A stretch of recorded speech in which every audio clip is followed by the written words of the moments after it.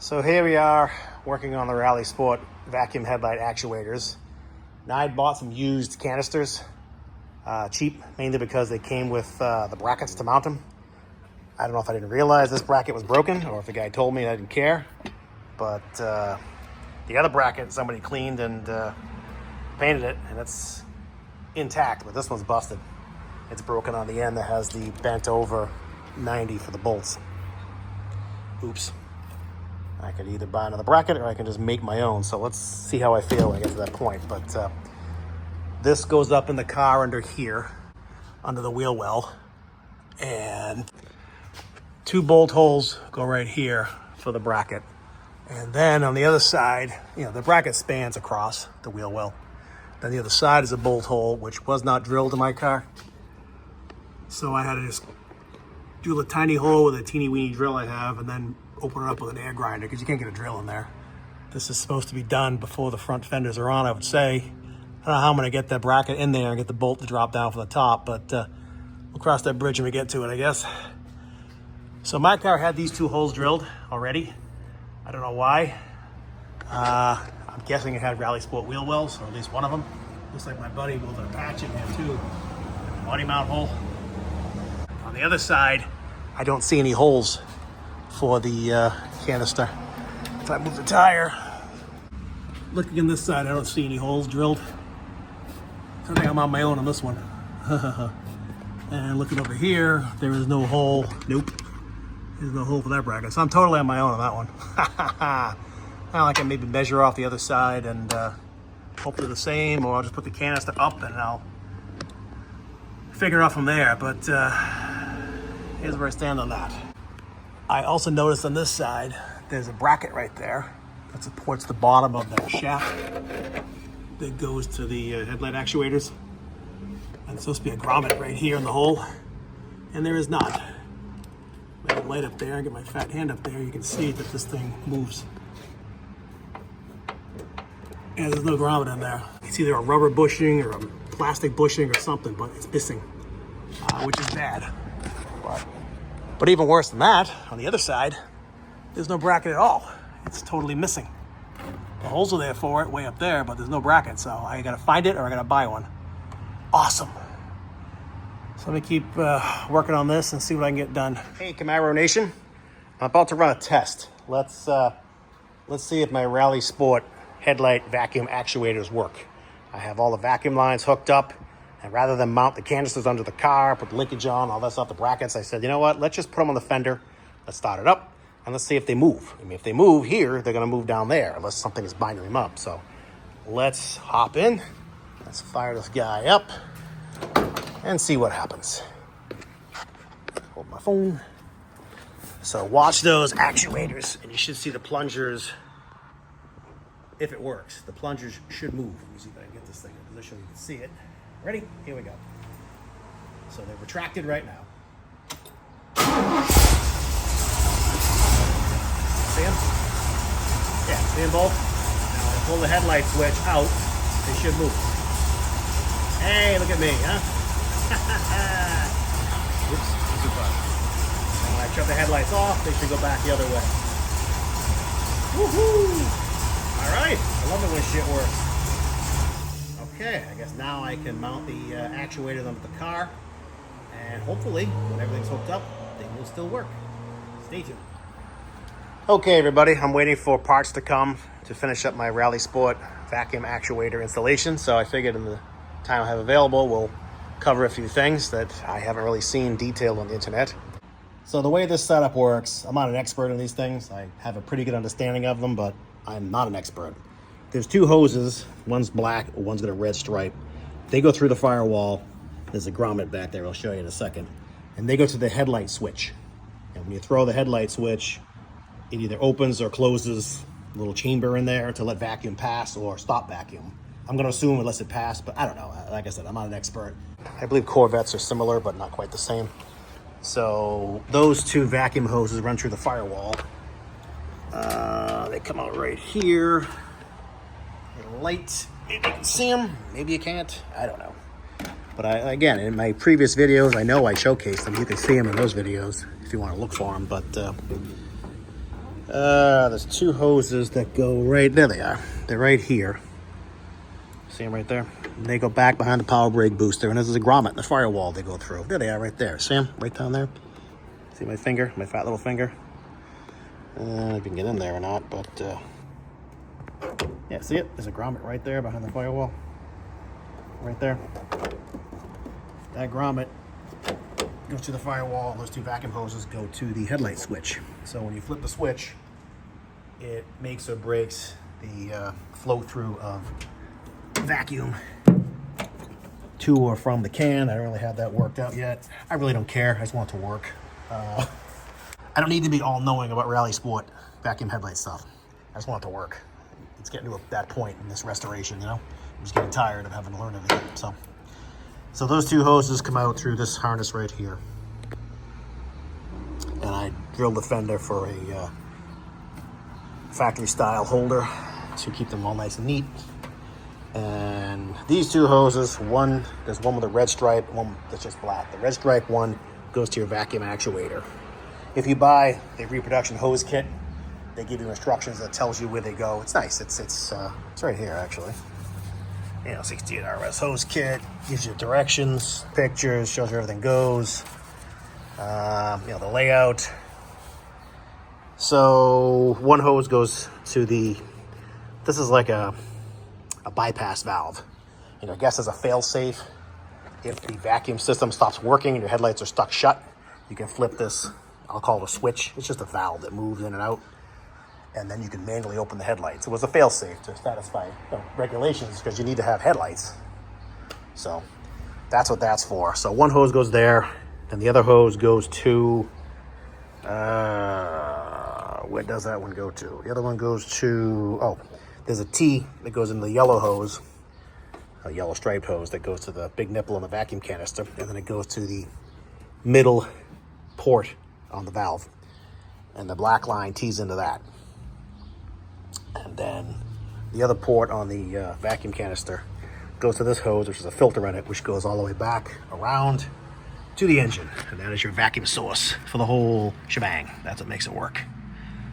And I just made I didn't have the correct vacuum fitting, my intake manifold. My friend had just stuck this 90 in there with a nipple on it for the power brake hose. Luckily it was nice and fat. I just drilled it and I tapped it and I put a 90 in it, and that feeds my vacuum hose to go to my plastic gizmo up there. All the wires go through. And then it goes across and da-da-da-da-da. One of these days I'll buy the correct vacuum nipple and I'll buy the correct power brake booster hose, but that's not today. So anyway, then you have a hose with a green stripe and a hose with a red stripe. Big fat ones. They go to the valve. The green goes to the top. The red goes to the bottom. They snake around and they come through here. And I didn't just Mickey Mouse this. This is, if you look in the look online, look in the assembly manual, it kind of shows the hoses, snaking around and making their way. These books are great, but they're not that great. There's still stuff you look at and go, what do they mean by that? Or maybe I'm just dumber than I give myself credit for, which is quite possible.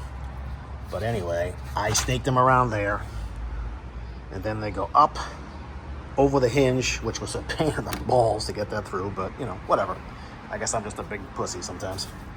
They snake up here, and then they go across on the inside of the radiator support, see? And I've seen them tied different ways. These two holes are right here. So I said, why not take advantage of them? I got more of these spiffy factory ties, tie them in there. And what happens here is, obviously you need the red and the green to branch off. So a red and a green go to each vacuum actuator. So you need two hoses. So you have one hose coming through, one big fat one. Then it has to branch into two little ones. So they give you plenty of hose in this kit, which for a $90 friggin' vacuum line kit, they better give you plenty of hose. They also give you those ties, which are kind of cool. I have a couple extras too. And these things, I bought them because I didn't realize they came in the kit. Stupid me. Comes with a grommet, a couple little ties, and the big ones, they give you 5 of them. These things are like $5 a piece on eBay. So get the kit. I mean, it's $90, but it's color coded, looks correct, it works, everything fits. They give you plenty of hose. So Anyway, getting back to the T connections. What I saw online, because it's hard deciphering this shit. I mean, this is the factory assembly manual, and it looks to me like the hoses come through here, then there's a T here, then there's a T here. So it looks like Chevy tries to tee them off in two separate places to the left and right of the foot latch.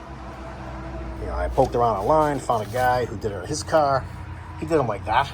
So he had them right here, which works. Just to me, look kind of eh. So I decided to go with the assembly manual style, and I broke mine one here. There's the green one I broke. And the red one I did over here. Where is it? It's right over here. You can just barely see it. I can zoom in a little, but you get the idea. To me, it just seemed the neat way to do it. And then the hoses are supposed to tie off. You know, again, they show a tie right here. That is the bumper. Christ, will you zoom in? There we go. They want you to tie it off to the bumper bracket. I call it a bumper bracket. It's that bracket right there. I don't like that because the bracket is not open on the bottom, so the hose is gonna sit funny. So I just took a couple of insulated clamps and I just bent them. And this one I had to drill a hole because there was no hole in the side to mount the lines nice and neat. This side, there was a bolt protruding through. So I just stuck the clamp on it and put a speed nut on it. So it was almost factory to me. So that's how I did it. And then the hose is just tucked down between the bumper bracket and the frame rail, or frame rail and bumper bracket right there.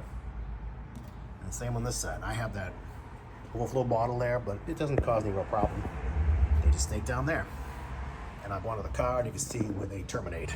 But that's how I did it up top anyway.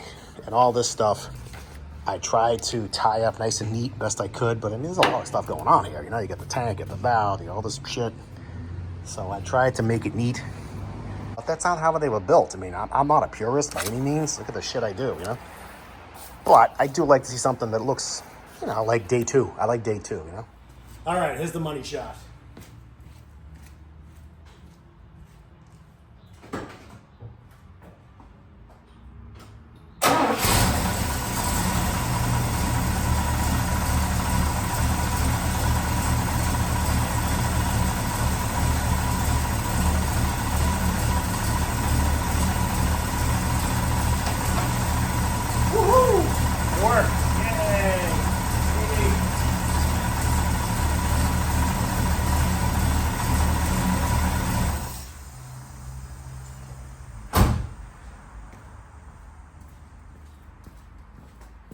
That only took 2 weeks.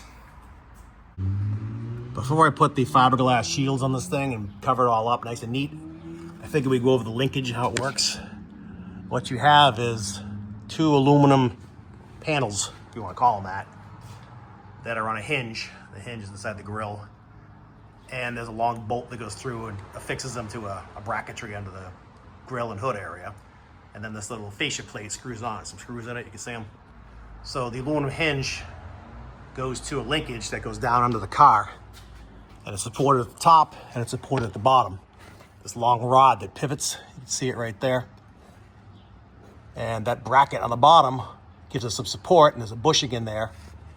And when you put vacuum to the can, that, I don't want to call it a push rod, there's a plunger inside that bellows that goes out and goes back in. And it moves that bell crank, which, you know, again, rocks on that piece of linkage right there and bracket and bushing. And that is just moving that hinged plate, aluminum plate up top.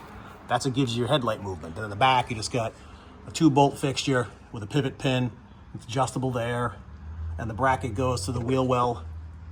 And it goes to the, I guess the other side of the wheel well over here. And that's the whole thing. And you can adjust these things in and out a little bit, left and right.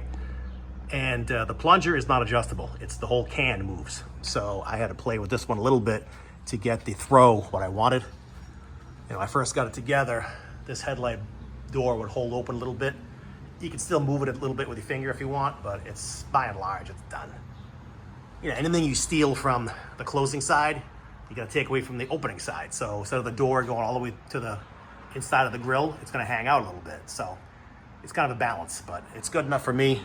It opens and closes probably as well as it did stock. So That's how it all works. And now there's, like I said, a fiberglass shield screws onto that, and it covers this all up. I don't know how it's gonna fit. We're gonna go find out in a minute. Just kind of keeps it neat, keeps dirt off it, stuff like that. And that cover is in. It dresses it up nicely, buries it all in. Very nice, very, very nice. They actually fit reasonably well. I had to elongate the holes a bit, but overall not too bad. And that's it. The other trim panel is in, everything fits. Looks good. This should work fine. I hope this video is enjoyable. I hope you might have learned something that isn't on the internet. I didn't see a whole lot of rally sport stuff. In truth, I didn't look that hard, but you know, I try to go in depth and show you like nuts and bolts and stuff that you don't typically see, because I don't know, I like a nice walkthrough on stuff. Hopefully this helped. It literally took me like 2 weeks to make this video because of parts I didn't have and time I didn't have between my family, and I bought another car last weekend that tied me up for a day or two. I will showcase that in a upcoming video very shortly, but I was trying to get this thing done and off my lift so my new piece of shit can go on the lift and occupy some of my time. I mean, the Camaro should be to the point now where I can just drive it and fine tune it. There's a few things left to do, but I shouldn't have to have it up in the air all the time. I mean, there's an old Rodney Dangerfield bit about how his car is always on the lift with 3 mechanics under it, and he's got the only car in the world with more miles vertically than horizontally. It's starting to feel like that with this car, but hopefully this is the end of it. So let me button this up and wish you all well. I appreciate you watching. My subscriber count keeps going up, and I guess people like what I'm doing. I don't do anything really, you know, outstanding, but I just try to work on my cars and fix stuff and show you how I do it and not be boring. So anyway, thank you for watching, and I hope your projects are going better than mine. Talk to you later.